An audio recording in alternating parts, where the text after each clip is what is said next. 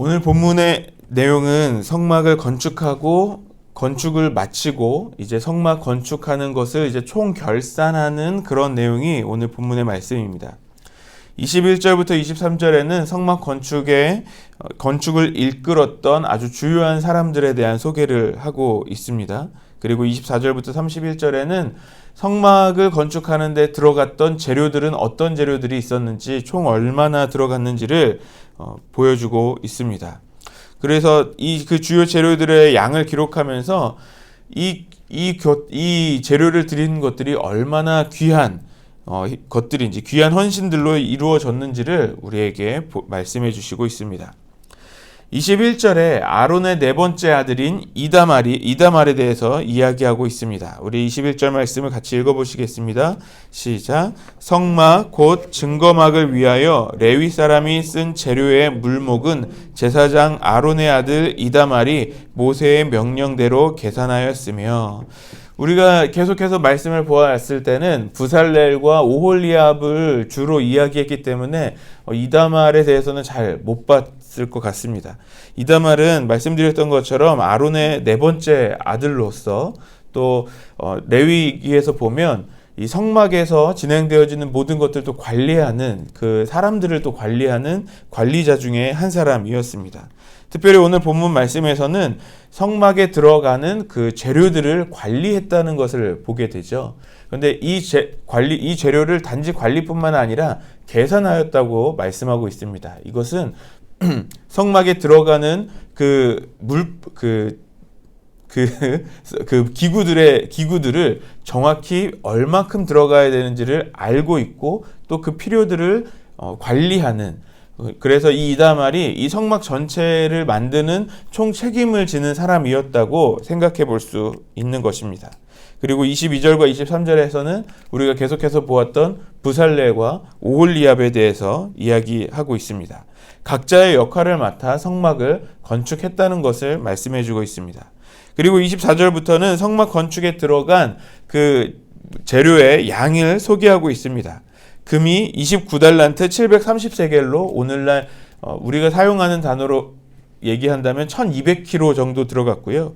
은이 100달란트, 그리고 100달란트와 1775세겔, 3420kg 정도, 노은 70달란트와 2400세겔로 오늘날 2407kg 정도가 사용되었다고 합니다. 아주 굉장한 양이 사용되었죠. 금은 어느 것을 만드는 데 사용되었습니까? 바로 성막 안에 사용되어지는 기구들, 법궤나 등잔대, 분향단 등 성막 안에서 이루어지는 재료들, 사용되어지는 기구들의 재료로 사용되었고요. 그리고 은은 어디에 쓰였냐면 성막의 뜰로부터 은이 만들어진 것은 휘장문의 기둥 받침, 또 기둥 갈고리, 기둥의 머리, 또 기둥 가름대 같은, 이번에는 좀 성막을 형성하는 뼈대 위주에 사용되어지는 것을 볼 수 있었습니다. 그리고 놋은 어디에 쓰였죠? 놋 제단, 그리고 물두멍, 그리고 제단에서 이루어지는 모든 기구들에 대해서 사용된 것을 볼 수 있습니다.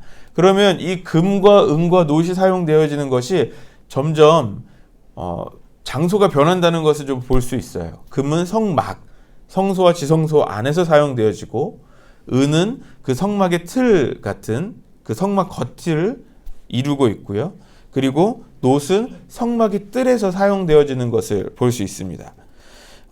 이 모든 재료들은 백성들이 드린 그 예물이었다는 것을 우리가 이미 보았죠. 이 모든 예물들이 그 각자의 역할에 맞게 사용되어지고 있다는 것입니다. 그 예물에 맞게 쓰여질 그 최적의 장소에서 사용이 되어진 것입니다.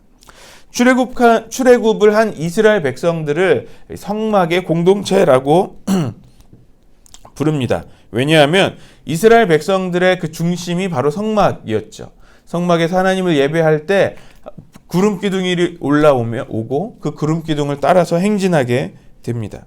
성막에서 제사를 드리고 하나님께서 인도하실 때 그 인도하심을 따르는 그런 공동체였습니다. 그래서 이스라엘 백성들에게 이 성막은 너무 중요한 것이죠. 이 성막의 공동체인 이스라엘 백성들은 성막을 보면서 자신들의 헌신과 또 하나님의 구원의 역사를 함께 보게 된 것입니다. 특별히 오늘 본문의 내용은 교회 공동체, 다시 말해서 우리 믿음의 공동체는 어떠한 모습인지를 보여준다고 생각합니다. 금, 은, 놋은요 서로 성질이 다른 그런 금속입니다. 하지만 금이 은보다 조금 더 비싸고요. 또 은이 놋보다 조금 더 비쌉니다. 우리 성도들에게도 하지만 금, 은, 놋은 각자의 역할에 맞춰서 사용되어진 것을 우리가 보았습니다. 우리 성도들에게도 마찬가지입니다. 우리가 성도로서 우리가 해야 할 역할들이 각기 다르게 있습니다. 하지만 이 모든 것들은 각자의 은사에 맞게 적절하게 쓰여져야 합니다. 우리가 각자의 은사에 맞게 우리 공동체 안에서, 이 교회 안에서 맡은 사명을 감당하며 섬겨야 하는 것입니다. 교회 안에, 그 공동체 안에 각자가 자신의 맡은 은사대로 사역하기 시작할 때 우리의 공동체는 좋은 공동체로서 하나님의 말씀을 이루는 공동체가 될 줄을 믿습니다. 오늘 본문을 통해 우리에게 주시는 말씀은 공동체는 몇 명의 헌신으로만 되어지는 것이 아니라는 것을 묵상해 보게 됩니다. 21절부터 23절에 이다말과 브살레과 오홀리압을 소개했습니다. 우리가 분명히 아는 것은 이 세 사람의 헌신으로만 이 성막이 건축이 되지 않았습니다. 이들과 함께하는 그 자원하는 사람들이 있었습니다. 또 이스라엘 백성들 중에 이 성막을 건축하는 데 필요한 그 모든 재료들을 하나님 앞에 헌물한, 또 예물을 드렸던 헌신한 그 많은 백성들이 있었습니다. 이 성막을 짓기 위해 굉장히 많은 사람들의 헌신이 있었다는 것입니다. 지금 이 성경이 쓰여진 시대에 이스라엘 백성들이 모두 똑같은 예물을, 똑같은 폐물을 가지고 온 것이 아니었습니다. 각자 자신의 처지에 맞게 헌신했습니다.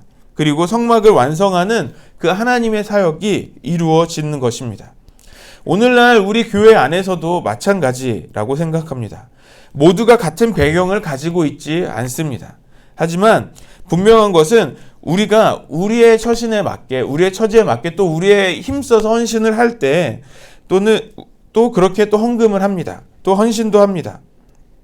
중요한 것은 우리 하나님께서 그 모든 헌신을 기억하시고 받으신다는 것입니다. 또 그것을 통하여서 하나님의 일을 이루신다는 것입니다. 우리가 각자에게 주어진 그 은사대로 사역할 수 있습니다. 그러므로 그리스도의 공동체는 한 사람으로만 될 수 있는 것이 아닙니다. 함께 하는 사람들이 있을 때 그 완성된 그리스도의 공동체로 될 수 있는 것입니다. 또한 그리스도의 공동체 안에서 각자의 은사로 서로를 섬기면서 우리는 사역할 수 있습니다. 하나님이 기뻐하시는 교회, 그런 공동체가 되기를 바랍니다. 그 공동체는 어떤 공동체입니까? 우리 모두가 함께 헌신하는, 함께 헌신하며 서로를 섬기는 그런 공동체인 줄 믿습니다. 그렇다면 구체적으로 어떻게 하면 하나님이 기뻐하시는 그런 믿음의 공동체가 될 수 있을까요? 첫 번째로 자신의 은사를 잘 알고 있어야 합니다. 금, 은, 놋을 각자의 자리에 맞게, 그 역할에 맞게 배치할 수 있었던 것처럼, 죄송합니다. 오늘 발음이 잘 안 되네요. 각자의 자리에 맞게, 그 역할에 맞게 배치할 수 있었던 것처럼 우리는 자신의 은사를 잘 알고 있어야 합니다. 우리를 교사로서 또 임원으로서 사역자로서 세워주셨을 때 우리에게 맞는, 우리가 그 공동체를 섬길 만한 그 지혜와 능력을, 그 은사를 주셨음을 믿습니다. 그래서 우리는 그 은사를 주신 것에 감사하며 우리가 그것을 사용하여서, 그 은사를 통하여서 섬겨야 하는 것이죠. 우리가 주로 이것들을 너무 쉽게 잊어버리는 것 같아요. 그래서 우리가 교사로 권할 때 또는 임원으로 세워졌을 때 우리는 이야기합니다. 나는 너무 능력이 없어서 잘할 수 없다라고 말하면서 한 걸음 뒤로 물러나는 그런 모습들을 볼 수 있게 되죠. 그러면 우리가 기억해야 될 것이 이것입니다. 나에게 은사를 주셨다는 것입니다. 하나님께서 우리를, 이 공동체를 섬길 만한 그 은사를 충분히 주셨습니다. 그러므로 여러분, 우리가 그 은사가 무엇인지를 알아야 합니다. 내가 할 수 없다라고 두려움으로 물러서지 마시고 하나님께서 나에게 주신 은사가 무엇인지를 생각하며 또 이 공동체를 섬기는 우리들이 되기를 바랍니다. 또 우리가 기억해야 될 것은 나만 은사를 받은 것이 아니라 우리 공동체 각자가 서로에게 하나님께서 주신 은사가 있음을 인정해야 합니다. 그것은 나의 부족함을 우리의 상대방이 채워줄 수 있다는 것을 기억한다는 것이죠. 그래서 내게 없는 은사가 상대방에게 있는 것을 인정하면서 또 내 부족함을 다른 사람이 그 은사들로 하나님이 주신 은사들로 채워갈 수 있음을 또 믿으면서 함께 공동체를 세워가야 한다는 것입니다. 그래서 우리 안성열린교회 모습이 그렇게 서로의 부족함을 함께 채워가며 하나님이 주신 은사들을 잘 활용하며 하나님이 기뻐하시는 그 믿음의 공동체로 있기를 소망합니다. 이번 주일부터 이제 코로나19의 방역 4단계로 우리가 온라인 비대면 예배를 드리게 됩니다. 굉장히 마음이 어렵죠. 이렇게 온라인으로 예배 드리는 것 자체가 쉽지 않습니다. 예배를 드리는 우리들도 가정에서 또 작은 화면으로 또는 뭐 스마트 TV가 있으면 큰 화면으로 컴퓨터로 예배를 드리는 것 자체가 너무 어려운 것이겠지만 또 예배를 섬기는 사람들도 굉장히 쉽지 않습니다. 이 예배 영상이 잘 나가고 있는지, 음향이 잘 들어가고 있는지, 우리 성도님들은 잘 예배에 집중하시고 있는지 신경 쓸 게 한두 가지가 아닙니다.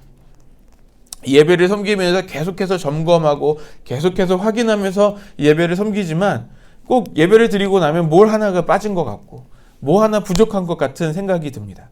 그렇다면 이 온라인 예배는 그 예배를 섬기는, 예배를 준비하는 몇 명으로만 드려지는 예배일까요? 저는 그렇다고 생각하지 않습니다. 이 온라인 예배일지라도 이 예배는 우리가 함께 드리는 예배인 줄 믿습니다. 특별히 예배를 섬기는 자들만의 섬김이 아니라 우리가 각 가정에서 예배를 드릴지라도 또 직장에서 예배를 드릴지라도 우리가 함께 예배하는 모습으로 있을 때 우리가 한 교회로서 하나님이 기뻐하시는 그 공동체로서의 예배를 드릴 수 있는 줄 믿습니다. 특별히 가정 안에서 좀 큰 소리를 찬양하면 또 좋겠어요. 우리 옆에 있는 사람들이 들을 수 있도록.